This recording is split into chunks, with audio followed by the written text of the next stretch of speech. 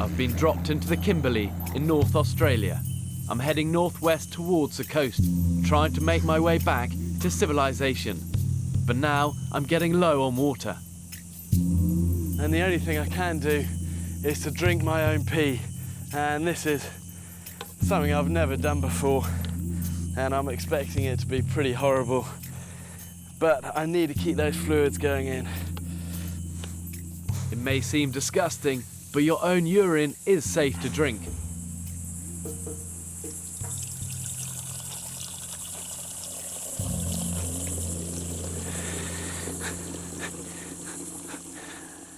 And if I just peed on the ground, that's all those fluids wasted.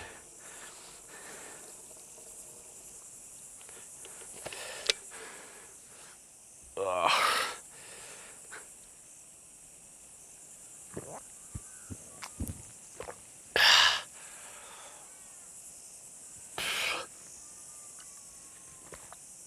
God, there's no getting away from it. That really is pretty horrible. It's like warm and it's salty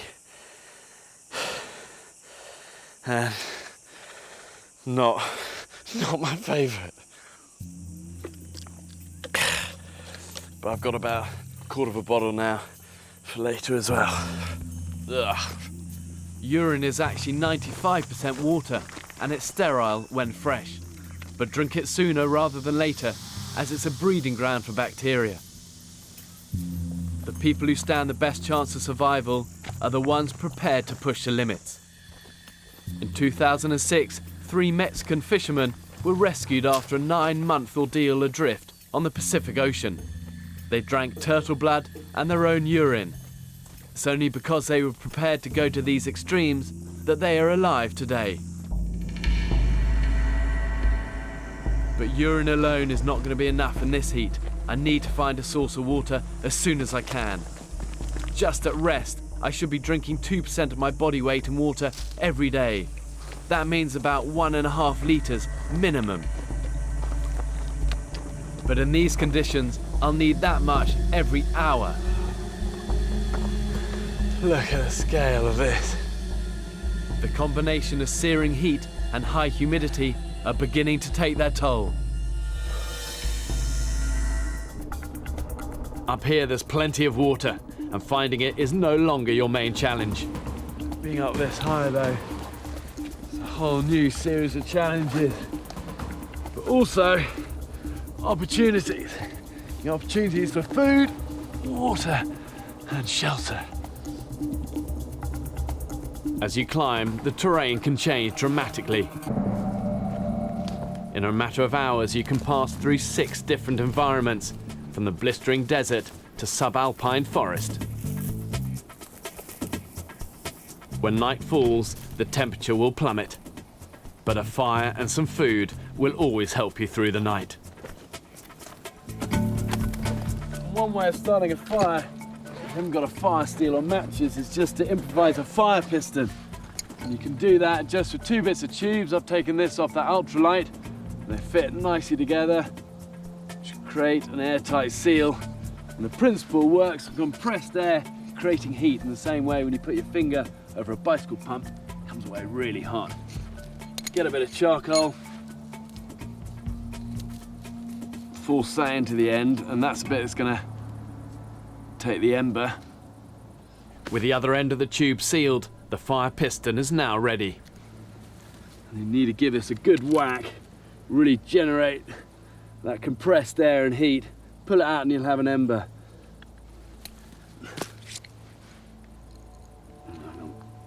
Try that once more. Grab a bit of tinder. Give it a blow. You can see that glowing now. The fire piston technique was developed in the jungles of Southeast Asia, where they used pieces of bamboo or hollowed out bone. And gently try and nurture it into life.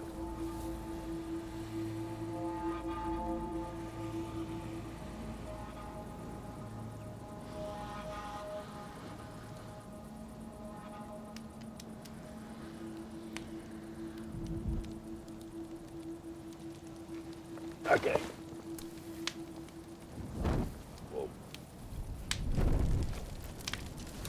Wow, once that goes, it goes.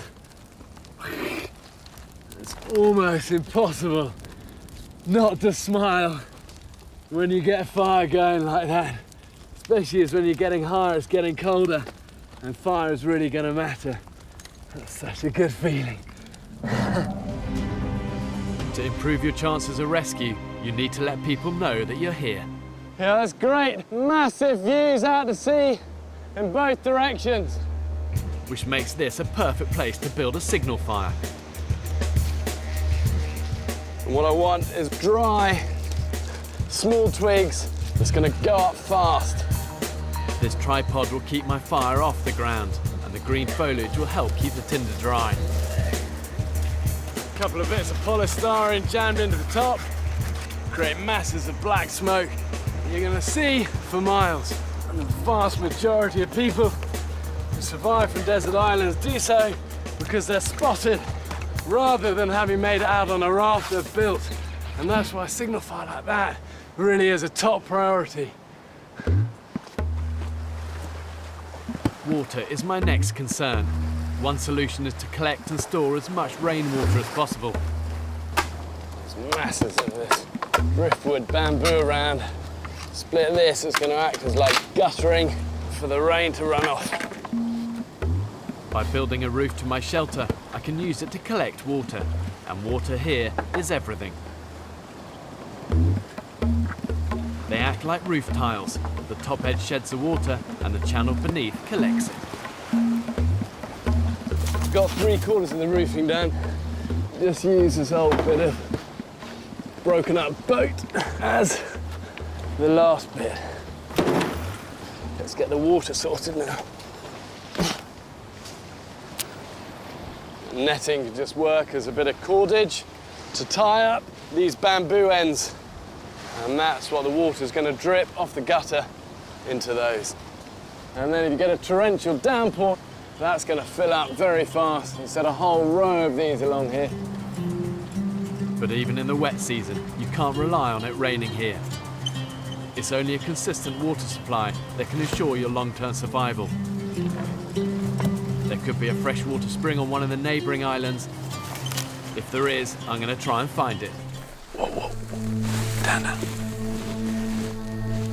There's a group of white rhino here. This is just amazing to see. They're probably only about 50 metres away from me here. And I need to be pretty careful. You must never underestimate rhino. I know of 2 South African brothers that got charged by a big bull rhino, and they were gored and trampled on. They were a real mess.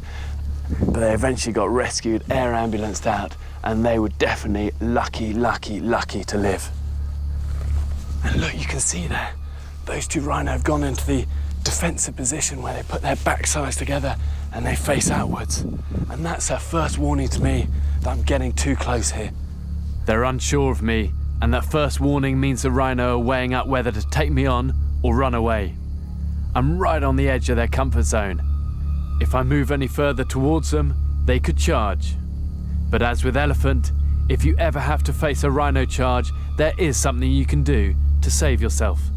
And if they did turn and charge towards me, what I've got to do is hold my nerve and not try and just outrun them, because I'd never manage to do that. You've got to stand firm, face it, hold that nerve, and then at the last minute, dive to the side, and then find cover. And look, you see them just beginning to edge towards me now. Okay, we need to find a way around here. I've moved out of their threat zone, and they're happier now, and slowly they move away.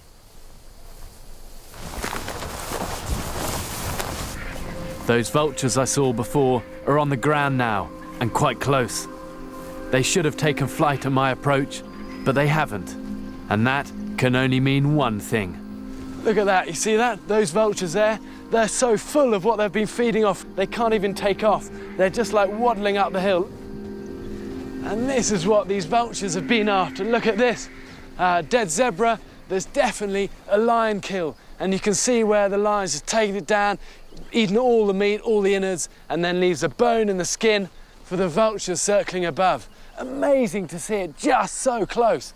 A kill like this can mean food for the survivor, and there are ways you can tell if the meat on it is fit to eat. Vultures are the first sign, as they will only eat fresh meat. Check also for maggots. The lack of maggots tells me that this kill is hours rather than days old. And if the carcass smells rotten, move on. But this meat is fresh and an excellent source of protein. And my best way of finding a drink is to get to these coconuts. And the ones I want are up there, but the only problem is that's probably about 35 or 40 foot up. And getting them is not going to be easy. There is a technique for climbing these trees. Always keep pressure on the trunk with the balls of your feet and toes. And as you go up, alternate moving your hands and your feet. One thing you really need is strong inner thighs. And if you're good at riding horses, you're going to be good at this. But my thighs are burning, I'm only halfway up.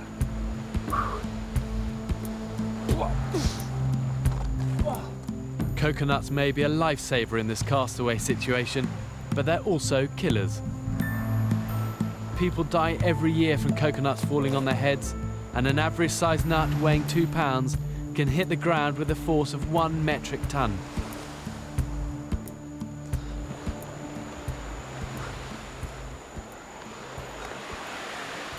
These are the ones I'm after.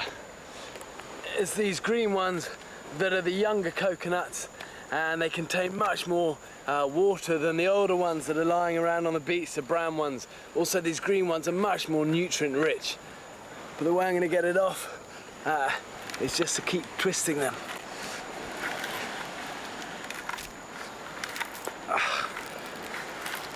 And they should go any minute. Whoa! Here she comes. And there she goes.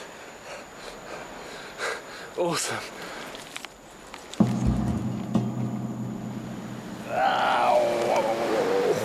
But coming down these trees is much harder and more painful than you might think. Tell you what, this is not the sort of thing you want to do as a bloke.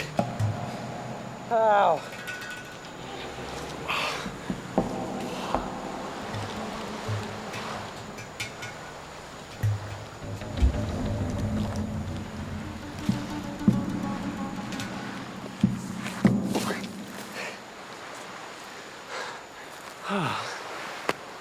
There we go.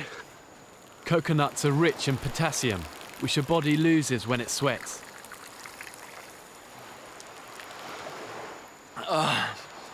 That's beautiful. It also holds vitamin C and carbohydrate, so it's a good source of energy. And it's not surprising that the Polynesians call this the tree of life. I'm grinding this piece of cedar into an Indian throwing stick. Native Americans choose cedar because it's one of the hardest woods and makes for a perfect weapon. Smoothing it down like this will make it fast and deadly in the air. We're ready for some practice.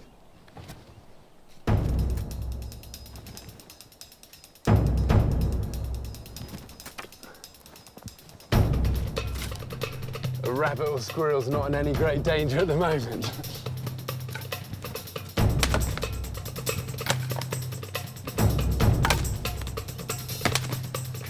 We're ready.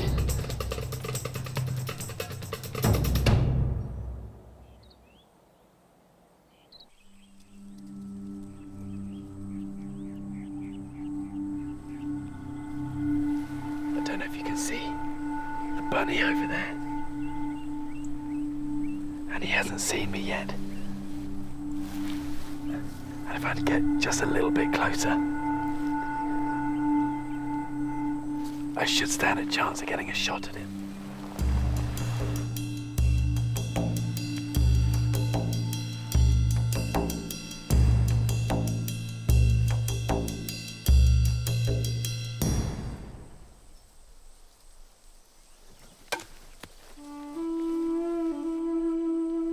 And while I'm here, I need to make use of these. These are only little, but they've got masses and masses of protein in these things.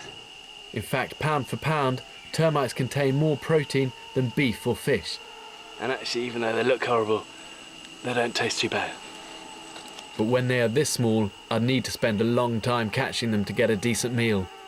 And right now, I need to get a fire started. Out of all the times I've been into the jungle, I've never gone in with just no fire making tools. But what I can do is try the bow and drill method. And I've got a bit of paracord from my water bottle to make this bow. I've got a good straight spindle here. I have good strong hard wood, and all I do is bend this, take a turn around it so it's really nice and tight. Place it into a notch I've made down there, and a bit of wood on the top to stop it digging into my hands, and then just slowly start to drive. And I hope you create enough friction to create some embers.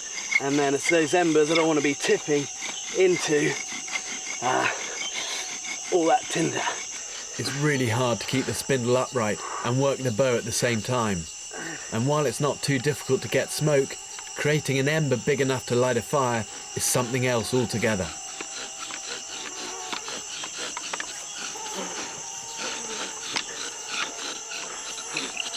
Okay, here we go. It's coming, there's a bit of smoke now. I just need enough embers to tip into this tin thing, and this should be it. Here we go, come on. Ember.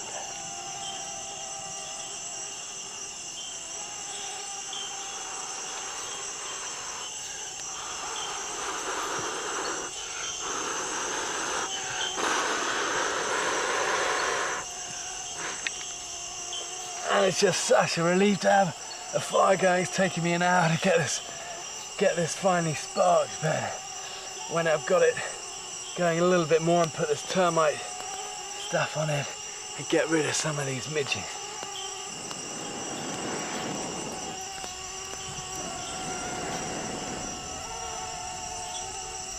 I have to say I feel pretty good. The fragrant smoke of the termite's nest is going to keep the mozzies at bay.